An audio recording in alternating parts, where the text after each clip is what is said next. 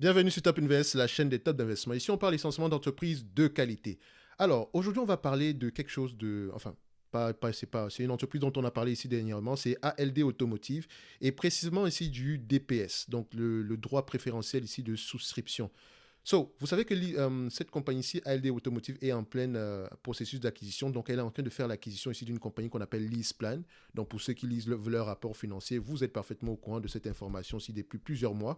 Donc, quand on a fait l'annonce de l'acquisition ici, il était prévu d'augmenter, d'émettre à peu près pour 1,2 milliard pour de nouvelles actions. D'accord, 1,2 milliard d'euros de nouvelles actions pour financer l'acquisition.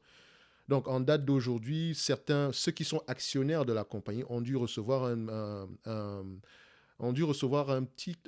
élément, une documentation ici pour leur signifier qu'ils avaient reçu des DPS et qu'ils pouvaient être éligibles pour acheter des actions nouvelles. Mais qu'est-ce que cela implique pour un actionnaire, d'accord, au cas où il accepte ou pas?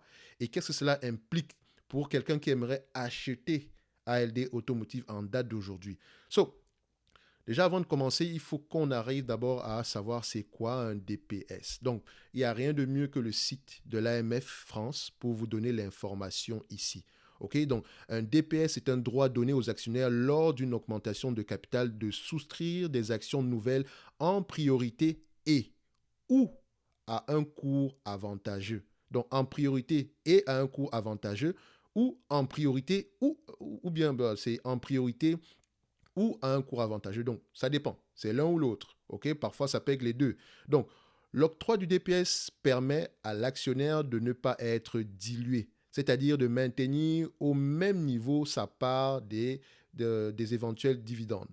Euh, le terme dilué entre parenthèses parce qu'en fait, vous êtes réellement dilué. Mais dilué dans le sens où, pour ne pas être dilué, en fait, je prends un exemple simple. Si vous avez l'habitude de recevoir 100 euros en termes de dividendes au total, OK, et que l'entreprise ici va augmenter son capital de 50%, pour maintenir le même 100 euros de dividendes, on va vous demander d'augmenter vos nombres d'actions ici de 50%. OK? Enfin, pour pouvoir maintenir à peu près le même niveau de dividendes. C'est aussi simple que ça. Donc, vous n'aurez pas le choix que de remettre la main à la poche. Donc, vous êtes techniquement dilué. Mais voilà, le terme est bien entre parenthèses ici. Voilà à peu près les éléments à savoir ici. Donc, la période de substitution est limitée, etc. Donc, la période est très importante. Et on va revenir ici sur le document que, bon, déjà, premièrement, quand vous êtes investisseur dans une compagnie, quand vous recevez ce genre d'informations-là, rendez-vous sur le site de l'entreprise et allez lire les informations qu'on vous a communiquées. Malheureusement, c'est en anglais. De toutes les façons, l'anglais fait partie. Si vous faites du stock picking, vous ne pouvez pas fuir l'anglais. Je pense qu'il y a un document en français, n'empêche. Je pense que le plus important ici, il est en français, donc vous pouvez l'avoir ici en français. Mais sinon, il y a d'autres informations ici en anglais. Donc, pour les documents qu'on a présentés ici en français, c'est simple, hein. Bon, ça, c'est le document en anglais ici. On va faire simple. Il est là. Voilà. Donc, je vais aller tout au début. Donc, c'est un document ici. C'est pas très long. Je pense qu'il a combien de pages même. C'est pas le nombre de pages qui compte de toutes les façons. C'est l'information. Il faut prendre. S'il y a des informations importantes, ne regardez pas le nombre de pages. Dites-vous ici que ce serait bien, c'est important pour vous afin de pouvoir investir à long terme. Donc, ne comptez pas le nombre de pages. On va arriver ici. Il dit ceci. Et ça, c'est le premier niveau. Le prix unitaire de souscription ici, c'est 7,50 € par nouvelle action. Donc, chaque nouvelle action va coûter 7,50 €. Donc, la parité de souscription ici, c'est-à-dire que 2 actions nouvelles pour 5 actions existantes. Donc, déjà pour commencer, pour le DPS, imaginez que vous avez 100 actions actuellement de ALD, vous allez recevoir 100 DPS.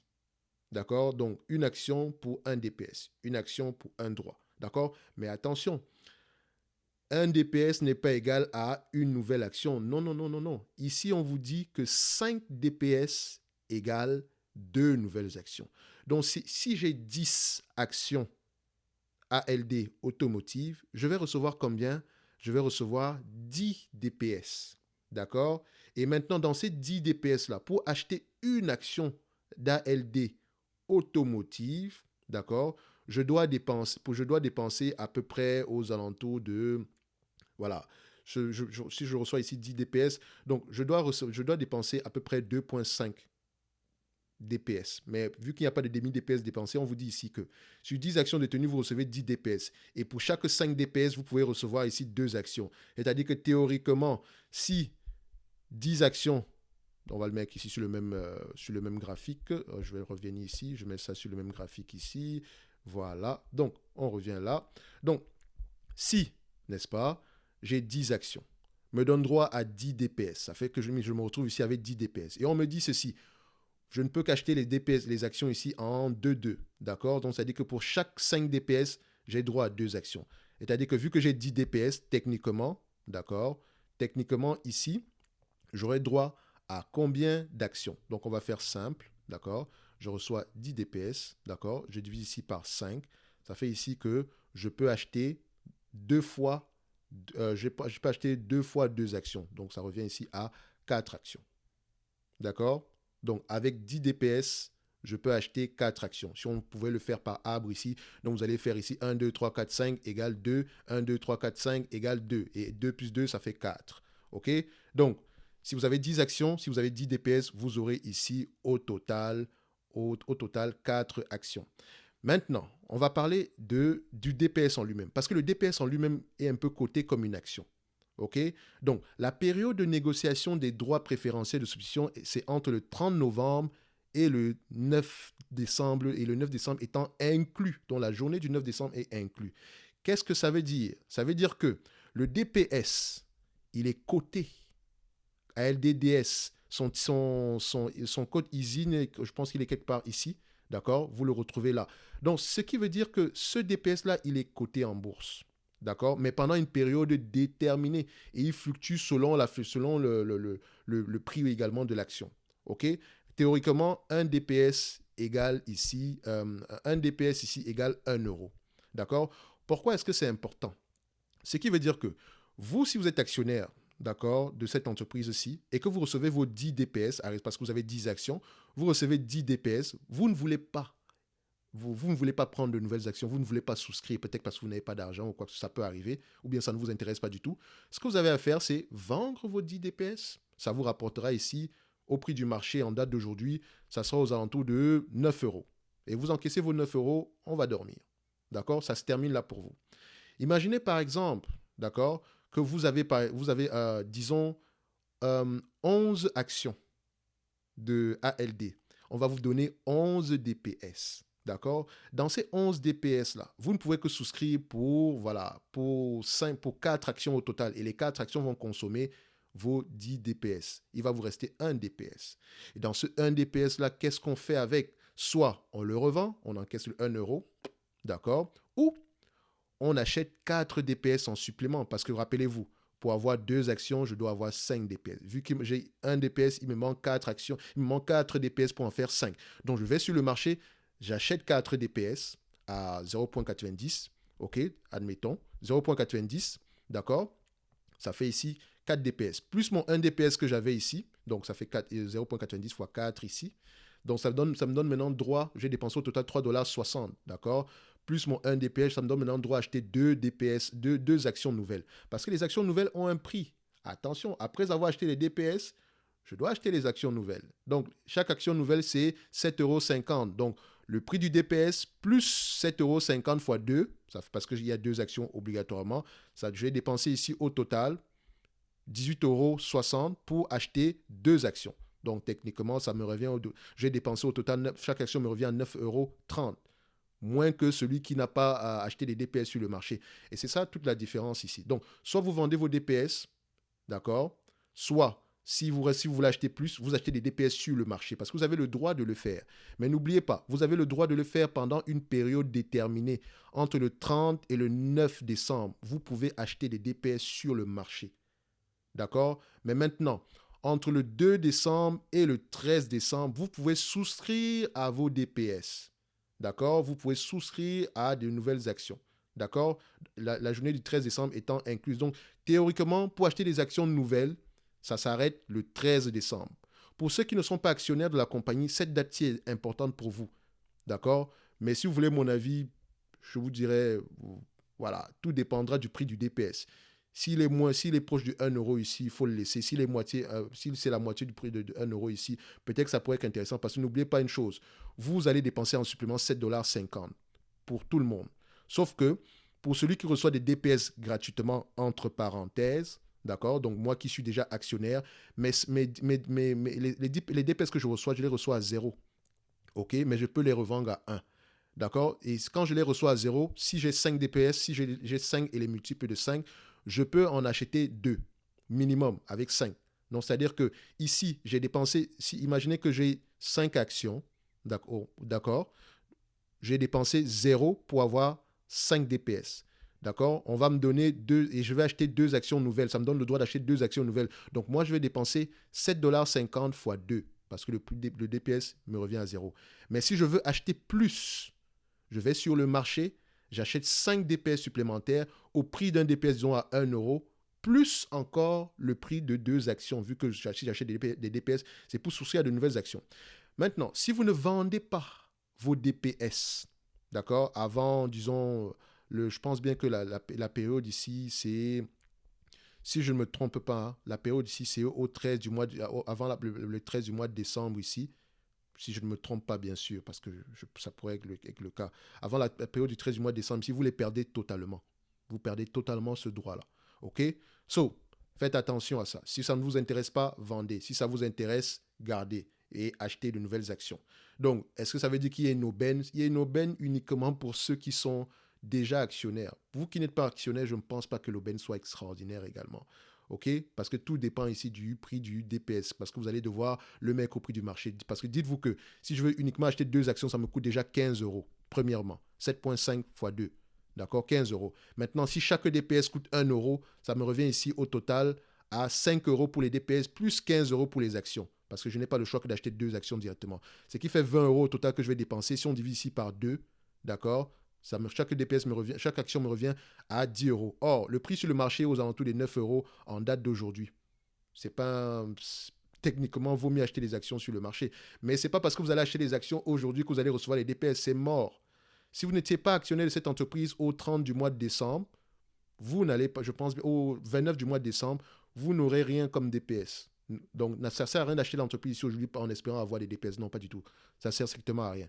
Donc, soit vous attendez après le 13 du mois de décembre ici, d'accord, après la dilution, etc. Et là, on va voir comment le marché se comporte. Et là, on pourra revenir. De toutes les façons, qu'est-ce que ça implique maintenant pour vous, pour tous les deux? Parce que une fois que les DPS ont été émis et tout le monde a souscrit, etc., maintenant, il faut parler de la valeur de la compagnie. Et je vous avais montré ici que cette compagnie-ci, c'est une compagnie financière. Attention.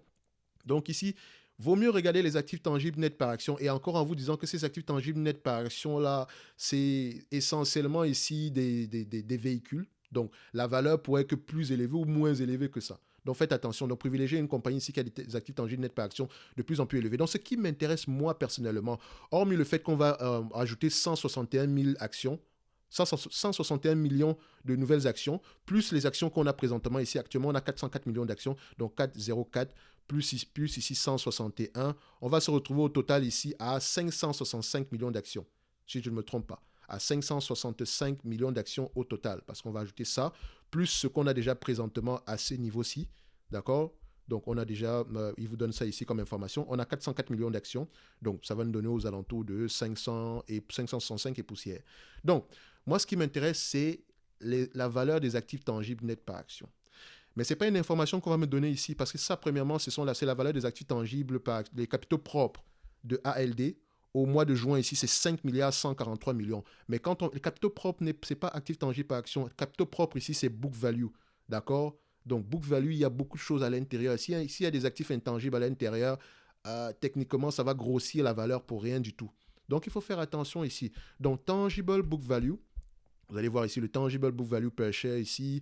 On va le mettre ici. Vous voyez que les actifs tangibles ici par action, donc tout ce qui concerne uniquement les actifs tangibles, donc tout ce qui est palpable. Et je rappelle ici qu'un actif intangible ici, ça peut être la marque, etc. Ça n'a pas de valeur. Ça a une valeur, mais voilà, c'est une valeur ici. Elle n'est pas aussi solide que la valeur ici d'un bien physique. D'accord? Comme une voiture, par exemple, ou bien un immeuble de bureau. OK? Donc ici, on a, on a ici, ça vaut ici 4 milliards 370 millions. Or, ici, on nous montre le book value qui est à peu près à 5 milliards 100 et poussière. Donc, on a un différentiel ici très, très important qui est de près de 800 millions. Donc, ça impacte positivement la valeur ici. Donc, il faut faire attention. On ne va pas le prendre ici, le book value, mais c'est la seule information qu'on nous donne. Donc, moi, je dirais pour quelqu'un qui aimerait acheter ALD Automotive, attendez au moins le premier trimestre. Donc, à la fin dès qu'ils font l'acquisition ici de LeasePlan, attendez au moins le trimestre suivant où on va vous donner les états financiers afin de pouvoir avoir une idée générale de combien est-ce que ça vaut en termes d'actifs tangibles par action. Parce qu'il y a beaucoup de belles paroles quand on fait une acquisition. On va vous dire que oui, on va faire des économies, machin. Et ils ont même relevé ici leur prévision d'économie ici. Donc, au lieu de 300 et poussière, ils sont à 400 et poussière. Tant mieux, mais ça reste ici des prévisions. N'oubliez pas ça. Donc, c'est souvent bien également de regarder ici les actifs pro forma. Donc, qu'est-ce que ça va donner ici qu'est-ce que les deux entreprises combinées vont donner en termes d'actifs? Ici, on vous dit que ça va donner à peu près 9 milliards 667 millions au total. Mais ça, c'est actif. Ça, c'est le book value. Donc, on ne sait pas s'il n'y a pas des actifs intangibles à l'intérieur. Il y en a certainement parce que si déjà avec ALD, il y en a. Avec LeasePlan, il y en aura également. D'accord? Et dites-vous également que quand on fait une acquisition, si on paye au-dessus du book value, le différentiel ici, on va le mettre dans le goodwill. Et le goodwill ici, c'est quoi? C'est un actif intangible. Voilà. So, faites très, très attention à cette métrique-là. Parce que c'est ici que nous, on prend la valeur de nos compagnies ici. Vu que c'est une compagnie financière, ça peut fluctuer ici. Donc, on veut actuellement acheter à un prix inférieur à la valeur de ses actifs tangibles par action. Alors, actuellement, en date d'aujourd'hui, le tangible book value per share, donc les actifs tangibles par action en date d'aujourd'hui, c'est aux alentours de 10,86 €. 10,86 €. Donc, si vous achetez cette compagnie, c'est à 10,86 €, vous l'achetez au niveau de ses actifs tangibles par action.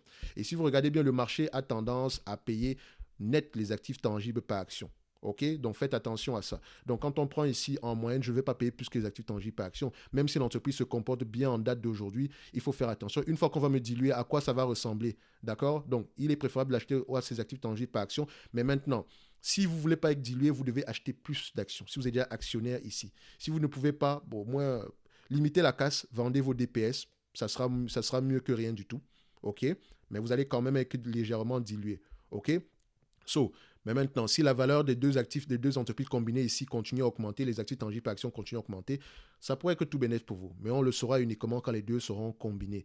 Donc, n'hésitez pas à lire ce document-ci. Donc, en résumé, si je suis actionnaire ici et que je veux acheter des DPS et que je veux acheter de nouvelles actions, je dois débourser 7,50 $ par action nouvelle. OK? Et je dois avoir au moins 5 DPS pour pouvoir bénéficier de 2 actions nouvelles. Je ne peux pas acheter une action nouvelle. Je dois acheter uniquement en 2-2 et je n'ai pas le choix que d'avoir 5 DPS pour avoir 2 actions nouvelles. Si je veux acheter plus, je vais sur le marché.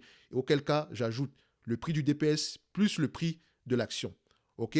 Donc, ici, moi, je dirais, et n'oubliez pas les dates, c'est jusqu'au 9 du mois de décembre pour acheter des DPS sur le marché et c'est jusqu'au 13 du mois de décembre pour souscrire à de nouvelles actions. OK? À partir de vos DPS. OK? So, n'oubliez pas. So, en même temps, si vous pouvez également aller lire le document en question ici. C'est vrai qu'il est assez long, mais c'est la lecture qui vous libère. Moi, je vous dis la vérité. Si vous connaissez l'entreprise dans laquelle vous avez investi, vous dormez sur vos 2 oreilles. OK? Ici, on va vous donner le prix ici avant émission action nouvelle, après émission action nouvelle, actif divulgué. On vous dit ici que ça va valoir aux alentours de... Ça va revenir ici aux alentours de 11,15 €. Mais attention, ça, c'est en prenant en considération le book value. Or, je veux le tangible book value. Ça pourrait être moins élevé que ça. Donc, on va dire ici que je pense que vous avez à peu près toutes les informations nécessaires pour pouvoir savoir si vous voulez souscrire ou non au DPS. Il y a d'autres informations ici que vous pouvez ajouter. Je les ai mis en jaune.